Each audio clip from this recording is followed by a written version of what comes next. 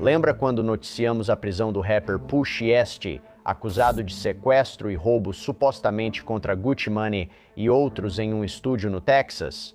Agora temos o advogado de Push Est, Bradford Cohen, aqui no Sidebar representando o rapper no novo caso criminal. Quero saber as respostas dele às alegações do governo, as supostas provas apresentadas e como o cliente dele está atualmente. Bem-vindo ao Sidebar, apresentado pelo Law and Crime. Eu sou Jesse Weber. Ok, rapidinho, antes de continuarmos, preciso falar para vocês sobre um aplicativo que eu acho que vocês vão adorar. Ele se chama Upside, beleza? O Upside te dá dinheiro de volta, um dinheiro extra de volta, em compras do dia a dia como combustível, supermercado, comida para viagem. Então é o seguinte, você baixa o Upside de graça. Você escolhe uma oferta em mais de 100 mil parceiros, paga com seu cartão, confirma a compra e recebe dinheiro de volta. Se precisar abastecer ou pedir comida, procura ofertas no Upside primeiro. Após gastar, o dinheiro aparece no app e posso transferir para minha conta. Usuários frequentes do Upside recebem em média $254 de volta por ano. Então, para começar a receber seu dinheiro de volta, clique no link na descrição ou escaneie o código QR. Mas não se esqueça de usar o código promocional Sidebar, porque você vai ganhar um bônus extra de 25 centavos em cada galão no seu primeiro tanque de gasolina. Espero que você possa conferir. Na semana passada, noticiamos a prisão de todos que o governo federal acusa de envolvimento no suposto roubo e sequestro do rapper Gucci Mane e outros. Agora temos o advogado de um dos suspeitos, o rapper Push Est. Como disse o Departamento de Justiça em seu comunicado para ilustrar do que se trata, abre aspas. 9 pessoas, entre elas artistas famosos, foram acusadas federalmente por sequestro e roubo à mão armada, contra várias vítimas em um estúdio de música em Dallas, Texas, anunciou Ryan Raybould, procurador dos Estados Unidos para o Distrito Norte do Texas. 8 dos 9 foram presos em Dallas, Texas e Memphis, Tennessee. Entre os réus está Lantrell Williams Jr., também conhecido como Push Est, Lantrell Williams Sr., Rodney Wright Jr., também conhecido como Big 30, Kadarius Waters, Terrence Rogers, Demarion Gibson, DeMarcus Glover, Corday Johnson, Darian McDaniel. E lembra como eu disse, 8 de 9. Bem, temos uma atualização. O escritório do FBI em Atlanta aparentemente confirmou à CBS News, segundo reportagem do St. Louis American, que o 9º suspeito, Terrence Rogers, foi preso em uma casa em Atlanta pela equipe de crimes violentos. Quero analisar isso com o advogado do Push Est, o renomado criminalista e amigo do programa, Bradford Cohen. Bradford, sempre bom te ver. Obrigado pelo seu tempo. Sempre bom estar aqui. Sempre bom estar aqui. Antes de tudo, para quem não sabe, você já representou o Push Est. Vamos falar disso depois, mas queria sua opinião geral sobre o caso quando saiu a notícia. Minhas impressões gerais são, sabe, eu também gosto muito do Gucci Mane, que é a suposta vítima nesse caso. Quero dizer, já trabalhei bastante com ele no passado. Trabalhei com ele no primeiro caso do Push Est. Acho que ele foi o motivo pelo qual me envolvi no primeiro caso. Tudo isso é realmente uma pena, porque acho que há muito que pode ser feito tanto com o Pooh quanto com o Gucci daqui pra frente. Achei que os dois iam ganhar muito dinheiro e se sair muito bem, porque acredito que há muito talento entre eles. Então, fiquei decepcionado ao ouvir o lado da história do Gucci e quis saber mais quando ouvi falar disso pela primeira vez. Vamos falar sobre isso. Precisamos abordar o caso anterior, pois ele impacta este. Também falaremos sobre o relacionamento. Mas antes, qual o status atual do seu cliente? Entendo que um juiz decidiu mantê-lo detido. Ele está sob custódia agora, correto? Correto. Então, o que aconteceu foi que o governo, depois de 3 ou 4 meses desse caso em investigação, nunca apresentou uma acusação formal. Eles apresentaram uma queixa, algo raro em casos de grande repercussão.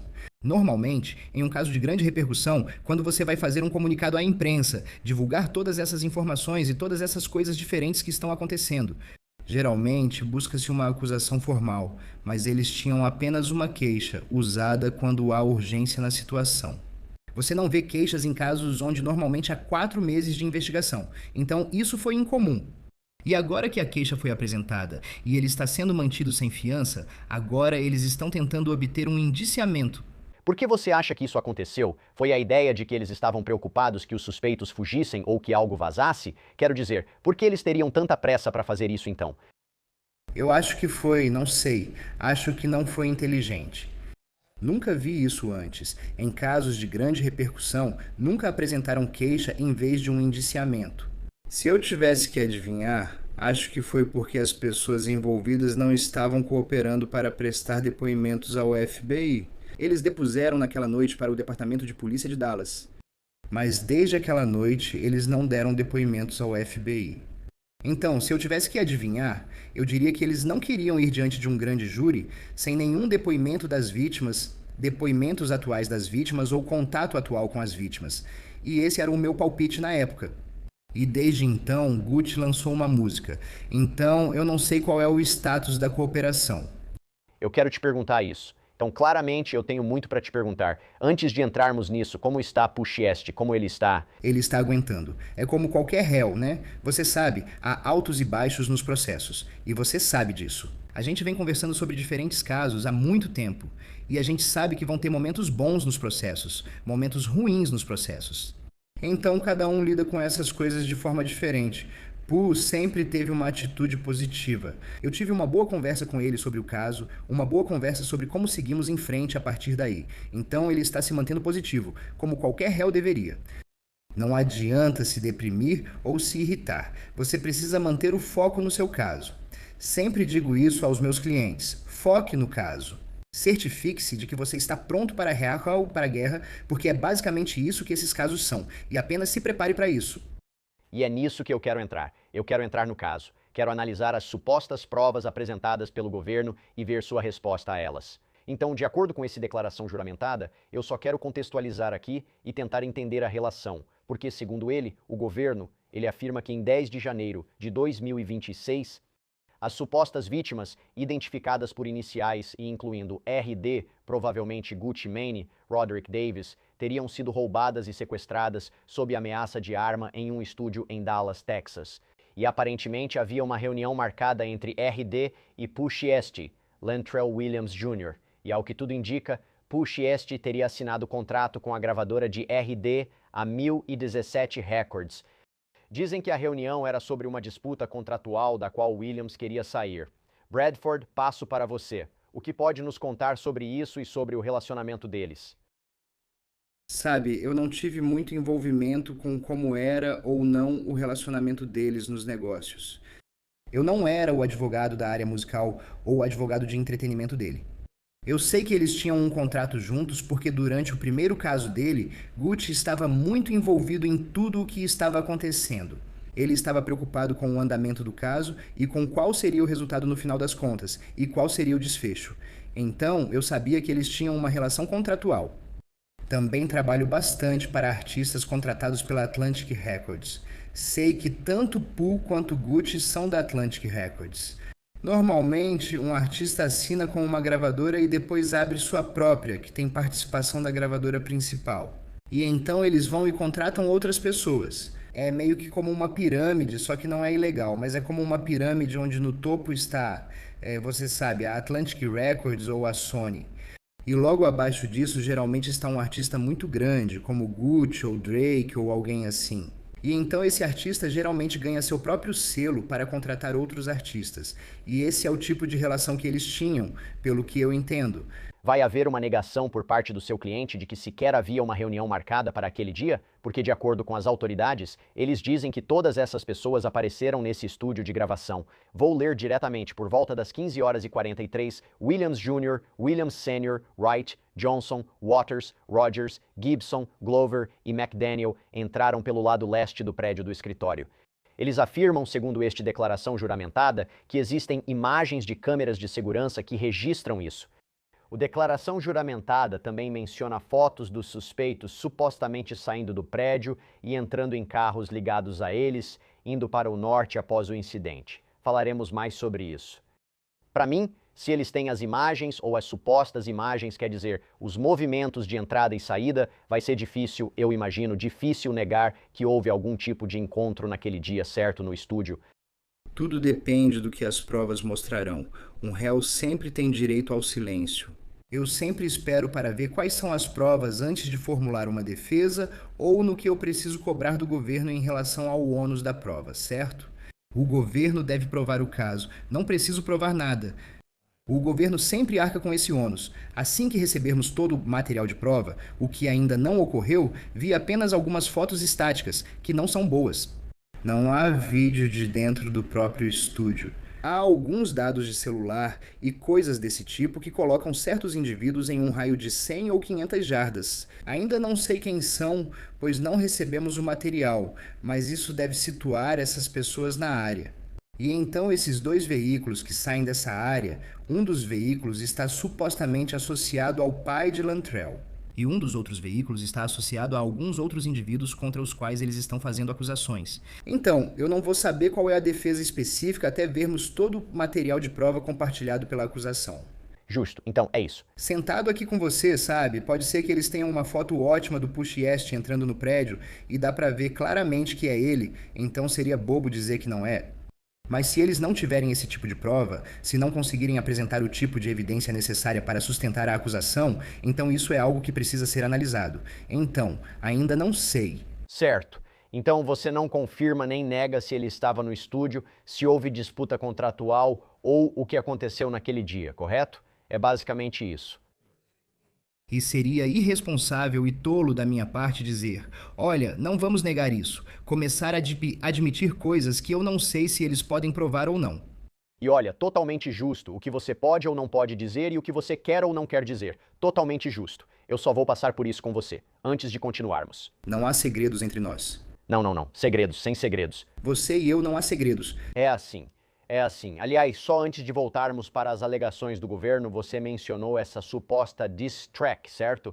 Então, houve relatos de que Gucci Mane supostamente gravou essa diss track contra Push Est. Acho que se chama Crash Dummy. Vou ler para você algumas das letras, vou te contar a verdade. Nós caímos feito um verdadeiro Crash Dummy. E depois de tudo isso, garoto, você ainda assinou comigo. Eu entro na sala. Dá para sentir a pressão aumentando. Fulano me cumprimentando o tempo todo enquanto tramavam contra mim. O que acha disso? Clientes, o que acham disso? Sabe, o que me surpreendeu foi o que não está na diss track. E o que não está na diss track é qualquer menção a uma arma, qualquer menção supostamente a uma Draco, que foi usada, que é uma versão mais curta de uma AK-40 e 7 longa. Nenhuma menção a essas coisas. E deixa eu te dizer, tem muitas palavras que rimam com arma e Draco porque elas aparecem em todo o rap desde sempre, principalmente quando você tem esses chamados rappers de drill que falam sobre tiroteios e coisas desse tipo. Então eu fiquei surpreso que não tinha mais detalhes, tipo mencionar que armas foram usadas ou coisas desse tipo. Eu nunca tenho opinião sobre o disco, música ou diss track de alguém, porque eu acho que um artista vai dizer o que um artista diz. E isso é do ponto de vista deles, é sobre o que eles acham que aconteceu em qualquer situação ou algo que nem aconteceu, mas que eles acham que pode vender discos. Então eu não sei. Então, para eu dizer tipo, eu estava preocupado com isso, ou não estava preocupado, eu simplesmente não ligo. Isso realmente não deveria importar. Então você não acha que isso necessariamente pode servir como evidência de alguma forma? Não. Só serviria como evidência se Gucci Mane fosse depor e dissesse: não me lembro do que aconteceu naquela noite. Eu estava tomando remédios ou bebendo junto. Não tenho certeza do que aconteceu. O promotor poderia usar isso para contestar o depoimento. Fora isso, não será aceito como evidência. Se ele não fizer isso, sabe, se ele aparecer e disser, eu lembro, está um pouco confuso, mas lembro de algumas coisas, então isso não será aceito se ele testemunhar do jeito que a música descreve os fatos. Vou abordar as principais acusações desse incidente e depois detalhar mais. Segundo o governo, teria ocorrido uma discussão e eles afirmam que isso termina com Williams Jr., novamente Push EC, sendo acusado de sacar uma pistola preta estilo AK, apontar para RD, presumivelmente Gucci Mane, exigindo que ele assine os papéis de rescisão do contrato. Supostamente, RD obedeceu e assinou, e então há a alegação de que RD não foi autorizado a sair, pois foi mantido sob a mira de uma arma. Então, há alegações de que Wright também teria gravado RD assinando os papéis e sendo forçado a dizer que estava liberando Williams Jr. do contrato. Alega-se que Williams Jr. pegou a aliança, o relógio, brincos e dinheiro de RD, enquanto outros réus teriam sacado armas e exigido bens de outras vítimas. Houve uma alegação de que McDaniel ameaçou atirar em pressão arterial e que MM foi estrangulado até quase desmaiar. E anexadas à denúncia estão o que parecem ser fotos que supostamente mostram cortes ou escoriações no pescoço e no pulso de MM. Também há acusação de roubo de carteira, relógios, bolsa Louis Vuitton e fones de ouvido. Vou ler essa parte literalmente e depois comentamos. Citação. RD foi empurrado no sofá da sala de controle, fazendo as vítimas acreditarem que seriam executadas. Williams Jr. encostou o cano de uma arma na nuca de BP e mandou ele e RD saírem da sala de controle e do estúdio pela entrada oeste do escritório. RD orientou CW e TD a escoltá-los até o carro. Ao saírem, MM virou-se para Williams Jr. e perguntou se iam mesmo levar os relógios dele. Imagens de vigilância mostram que os suspeitos deixaram o estúdio e o prédio pela entrada leste por volta das 16h48. Agora, surgem várias perguntas. Bradford, começo por esta. Se existe essa suposta gravação de RD assinando o contrato contra a vontade dele, o que devemos pensar sobre isso? Até agora, eu não vi a gravação, nem ninguém tem uma cópia dessa gravação até o momento. Eu não sei se algum dia vai existir uma cópia dessa gravação. Não existe nenhuma cópia do suposto contrato que foi assinado, nem foi apresentada uma durante a audiência de fiança. E eles realmente disseram que não sabem se uma sequer existe. Eles supõem que exista uma. Essa parte da história. A parte interessante é: ei, meus relógios estão mesmo sendo roubados? É uma declaração estranha entre essas pessoas. E o que eu também acho muito importante é a falta de cuidado na denúncia. No início da denúncia, se você ler, diz que esse roubo ocorreu por volta das 16h50 nesse endereço. Depois, mais adiante na denúncia, diz que todos saíram às 16h48 nesse endereço. Então, até mesmo a falta de cuidado na denúncia é bastante chocante quando se trata de alguém que está sendo acusado de um crime passível de prisão perpétua. Esse é apenas um dos erros que foram cometidos nessa denúncia. Há outros erros e contradições que aconteceram durante essa denúncia que foram muito incomuns. Mas também há outra parte em que dizem que Lantrell, Pooh, apontou essa arma para a cabeça de alguém e disse várias coisas diferentes. Outra parte da denúncia afirma que ele disse a alguém: abaixe sua arma, não atire nesse cara ou algo parecido. Então há muitas declarações contraditórias feitas dentro da denúncia, sem falar em como a denúncia foi mal elaborada. Na audiência de fiança, de forma inteligente, trouxeram a agente do FBI que escreveu a denúncia. Ela está no FBI há só 3 anos. Eles a levaram ao tribunal, mas não quiseram colocá-la no banco das testemunhas para ser submetida a contra-interrogatório. Preferiram colocar outro agente do FBI com cerca de 16 anos de experiência. Eles colocaram ela no banco das testemunhas para depor sobre o que a outra agente do FBI escreveu na denúncia dela. Tudo isso foi bastante incomum. Como disse, é estranho fazerem isso só com uma denúncia, sem acusação formal, mas tenho minhas suspeitas sobre o motivo. Isso retoma o que você disse. Tudo parece baseado nos relatos das testemunhas, não no que aconteceu ou supostamente aconteceu no estúdio, e quero explorar algo que você mencionou antes. Você está dizendo que essas supostas vítimas contaram à polícia local o que aconteceu, ou supostamente aconteceu, mas elas não falaram com o FBI. Então, 2 perguntas sobre isso. Primeiro, pelo que você sabe, o que está listado aqui nas alegações do governo é preciso de acordo com os relatos feitos pela polícia local? E por que elas não falariam com o FBI se isso for verdade? Então, a primeira parte disso é que eu não sei, porque os relatórios que recebi daquela noite do Departamento de Polícia de Dallas estão completamente censurados, ou seja, parece, sabe, um mar de preto nesses relatórios. Então, os relatórios daquela noite não me dão muitos detalhes sobre o que exatamente foi dito ou quem disse. Essa é a primeira parte. Então, não posso te dizer se está ou não de acordo com a denúncia. Posso te dizer que a denúncia é meio descuidada em relação ao que cada pessoa disse e onde as coisas aconteceram. Mas deixando isso de lado, essa é a primeira parte disso. Por que eles não falariam com o FBI? Pode ser que às vezes algo aconteça e você sinta alguma coisa naquela noite. E então, o tempo passa e você começa a considerar suas opções e como isso vai se desenrolar. E que eu tenho que ficar meio que à disposição do FBI. Convocado para ir a Dallas, Texas, intimado por ligações telefônicas e diferentes memorandos e outras coisas daqui pra frente. E você sabe, é algo bem incomum. O mundo do hip hop e do rap vê a delação de maneiras diferentes. E às vezes as pessoas dizem que tudo é delação. Há um cara com um podcast que pensa que tudo é delação.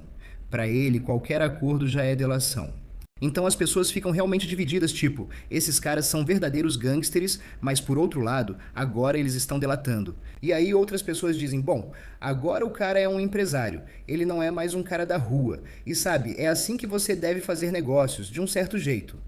Há muita coisa acontecendo, muitos fatores em jogo. Não sei por que não falaram com o FBI nos últimos 3 ou 4 meses. O FBI parece achar que foi apenas um conflito de agenda, o que eu acho extremamente difícil de acreditar. Você disse isso na audiência de fiança? Sim. Ela disse isso. Nos últimos 4 meses, não conseguimos nos reunir. 5 testemunhas diferentes, nenhuma conseguiu acessar o Zoom ou te dar algo. Todas estavam ocupadas demais. Então, tipo, sabe, eu simplesmente não acredito nisso. Agora, se daqui pra frente eles vão cooperar e o nível de cooperação, isso eu não sei. Sabe o que quero dizer? E eu não dependo disso em nenhum caso. Presumo que os casos avançarão com as provas da audiência de fiança e que eles estão falando a verdade ao dizer que vão cooperar. Sabe, o FBI diz que eles vão cooperar, então não posso assumir que estão mentindo pra mim. Eu preparo o meu caso como se estivessem me dizendo a verdade. Se no julgamento isso acaba sendo verdade ou não, geralmente não é. Então agora quero entrar em uma parte específica da suposta evidência sobre seu cliente que fazia parte desse documento. E ela foi supostamente usada, para embasar a prisão. A denúncia afirma que seu cliente usava a tornozeleira eletrônica por cumprir sentença de um caso anterior, como você disse, envolvendo acusações federais de drogas e armas. Ele foi sentenciado à prisão domiciliar e precisou usar monitoramento eletrônico. E eles dizem que as autoridades conseguiram, supostamente, usar os dados de localização desse dispositivo para aparentemente rastrear os movimentos dele próximos à cena do crime. E acredito que eles dizem que a tornozeleira eletrônica foi usada para rastrear ele e William Sr. até uma loja Staples. A alegação era que eles foram a Staples cedo naquele dia para imprimir o acordo e a papelada da liberação contratual que, segundo eles, estavam forçando o RD a assinar mais tarde. E as autoridades federais também afirmam que o vídeo de vigilância e os dados de GPS colocam eles lá. Então me fale sobre a tornozeleira eletrônica. Claro. Primeiro, deixa eu só falar sobre essa coisa da Staples. Tipo, eu nem me importo se eles estavam na Staples. Tipo, eles estavam indo para um estúdio de gravação. E normalmente meus clientes geralmente imprimem as letras para diferentes pessoas. Se você tem 5 pessoas que vão participar de uma música e cada uma tem uma parte ou um trecho, normalmente eles imprimem essas coisas. Então eu realmente não liguei para essa coisa da Staples. O monitor eletrônico, de novo, as pessoas vão me dizer: ah, temos esses dados, esses são os dados que temos. E aí quando eu recebo, normalmente não é o que eles dizem que é. Agora, eu não sei, pode ser exatamente o que eles dizem. E se for, então vamos lidar com isso. Então, a gente não usa uma defesa como: ah, ele não estava lá, ou estava na área, ou algo assim. Nós temos que criar a defesa e criar uma forma de garantir que eles, o governo, cumpram com o ônus deles. Então não importa o que eles dizem, o que importa é o que eles têm. Então sim. Ele estava usando uma tornozeleira eletrônica, você sabe? Sim. Ele usava uma tornozeleira eletrônica. Se eles tiverem os dados e esses dados forem precisos, lidamos com isso.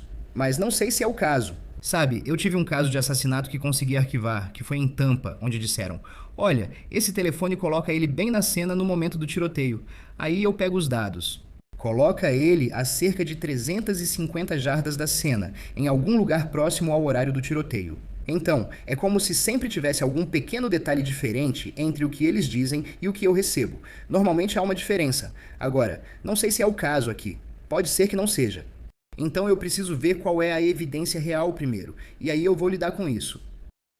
Vamos falar sobre as evidências do número de identificação do veículo e dos registros de celular. Então, a declaração juramentada afirma que o pai de Wright possui um Dodge Charger Hellcat 2020 com placas do Tennessee. E as autoridades supostamente usaram leitores de placas para rastrear o Charger seguindo outro carro, um Dodge Ram, às 14h18 do dia 10 de janeiro. Depois, dizem que o Dodge Ram é parecido com o do vídeo de vigilância perto do estúdio, próximo ao local do crime, mais tarde naquele dia. Eles aparentemente usaram os leitores de placas também para ligar o Charger trafegando próximo a um Buick Enclave branco. Com os registros de aluguel, identificaram que o Enclave foi alugado por Williams Sr. Também analisaram registros de celular de Williams Jr., seu cliente e outros, além dos dados telemáticos e GPS dos carros e do dispositivo de monitoramento eletrônico. As autoridades dizem rastrear a viagem deles de Memphis, Tennessee, até Dallas, Texas, que o dispositivo de monitoramento eletrônico coincide com os registros indo até a Winrose Tower, onde Williams Jr. estaria morando, depois a cena do crime e, após saírem de lá, ao Comfort Inn em certo momento. Aliás, sobre o Comfort Inn, As autoridades teriam registros de aluguel e imagens de vigilância que supostamente mostram eles no local e que alguns dos réus estavam usando roupas muito parecidas com as que os suspeitos supostamente usavam no estúdio, com base nas imagens de vigilância. Então sei que é muito, Bradford, mas são provas digitais, imagens de vigilância, registros de aluguel, carros e GPS. Fale comigo sobre isso. Resumindo, se tudo isso for verdade, o máximo que isso faz é colocar todo mundo no local, certo? Ainda assim, não diz se ocorreu um roubo, não diz que ocorreu um sequestro. Na verdade, o elemento jurisdicional disso é realmente problemático porque eles não colocam as datas dessa viagem do Tennessee para Dallas. Agora, sequestro é algo muito específico. Você precisa viajar para configurar o sequestro federal. Você precisa viajar para completar o crime do qual está sendo acusado. Esses caras ficaram lá por uma semana ou uma semana e meia gravando músicas e fazendo todas essas coisas. Então, sobre o elemento jurisdicional, eles nem sequer mencionam onde Pooh realmente mora em Dallas. A suposta vítima veio voluntariamente para Dallas, o que elimina o elemento de sequestro. Há ainda várias questões de jurisdição. Na audiência de fiança disseram, se usaram o celular para gravar a assinatura, isso envolve a cláusula de comércio e afeta o comércio interestadual. O problema com isso é que existe jurisprudência específica dizendo que o celular teria que ser usado para facilitar o sequestro. Então, filmar alguém e depois enviar para Bob Smith dizendo: "Ei, se você não me pagar um resgate, aqui está o vídeo do seu cara." Isso facilita o crime. Filmar alguém supostamente assinando um contrato não facilita o crime. Então eles vão ter muitos problemas com a jurisdição. Eu sei que eles estão correndo para tentar garantir essa questão da jurisdição, mas o básico é que eles não encontraram nenhuma arma. Eles não sabem se a arma foi fabricada no Texas. Se foi, isso não afeta o comércio interestadual. Não encontraram munição. Se a munição foi fabricada no Texas, isso não afeta o comércio interestadual. A única coisa envolvendo o telefone em tudo isso foi essa suposta gravação, que ninguém tem. Eles não podem afirmar que isso afetou o sequestro, portanto, há um problema. Eles têm um problema oscilando ao longo de todo o caso quanto à jurisdição, no sentido de provar que o telefone ou algo relacionado ao comércio interestadual foi usado para facilitar o sequestro. Isso será um problema real para eles, que não abordam. Essas denúncias e acusações dão muito destaque ao que têm porque querem mostrar. Pegamos eles aqui, pegamos eles aqui, pegamos eles aqui. O que eles não têm é armas, eles não têm munição, eles não têm contrato, eles não têm vídeo, eles não têm vídeo dentro do estúdio. Eles não têm outras testemunhas além das supostas vítimas. Havia 2 outras testemunhas lá. Essas testemunhas dizem: não ouvimos nada, não vimos nada, ninguém nos falou nada. Uma delas é o dono do estúdio. Um deles, eu acho, é um estagiário do estúdio. E esse não é um estúdio enorme. Existem alguns estúdios de gravação diferentes, mas esses eram os únicos caras gravando lá. Então não era como se eles estivessem checando outros estúdios para ver como todo mundo estava. Só tinha um grupo lá. Então é estranho que eles não tenham ouvido nada ou visto nada. Tudo isso é esquisito. E tipo, o fato de que MM diz, sabe, anda em direção à porta com todo mundo e fala: "Ei, vocês estão mesmo pegando meus relógios?" Não me parece que alguém que quase levou um tiro no rosto depois diz: "Ei, aliás, vocês estão mesmo pegando meus relógios?" Isso me soa loucura. Usaria isso como contra-argumento e contestaria. Então, os supostos ferimentos em MM, junto com a ideia do que mencionamos. Se todos esses dados digitais forem verdadeiros, isso pode colocá-los no local. Mas essa é a parte sobre a qual ainda não falamos. Quero sua opinião sobre seu ponto, as contas de redes sociais. As autoridades compararam as descrições feitas pelas supostas vítimas sobre Williams Jr. com o perfil do Instagram chamado Pooh Shiesty, encontrando uma correspondência. Depois, fizeram o mesmo com outros também. Então, eles dizem Williams Sr., Wright, Waters, e como existem essas fotos deles juntos online, como eles supostamente também combinam os documentos de identidade com as contas. Para os suspeitos Rogers e Glover, alega-se que as imagens das câmeras de segurança batem com postagens nas redes sociais em que eles aparecem supostamente com os itens roubados, como um Rolex e um pingente. São itens bastante específicos. O argumento é que seria improvável eles terem exatamente o mesmo objeto. O argumento é que eles ostentam isso após o suposto sequestro e roubo. E também as autoridades analisaram as imagens das câmeras de segurança, viram o que os suspeitos estavam vestindo e compararam com as descrições das roupas que eles usavam em suas contas nas redes sociais.